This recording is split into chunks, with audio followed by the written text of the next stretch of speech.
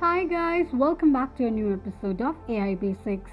Today in this video, I'm going to show you how you can log into your Fathom's account. Keep watching the video till the end.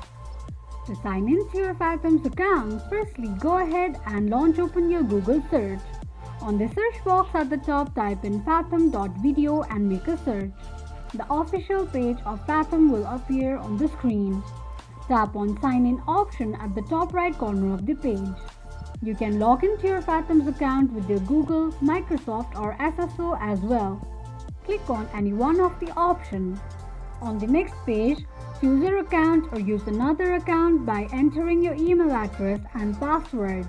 Now choose your job function and tap on it.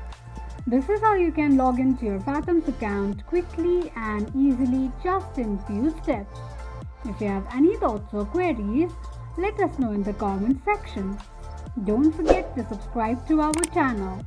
Also press the notification bell icon so that YouTube will notify you whenever we post a new video. I hope this video was helpful to you. Thank you so much for watching.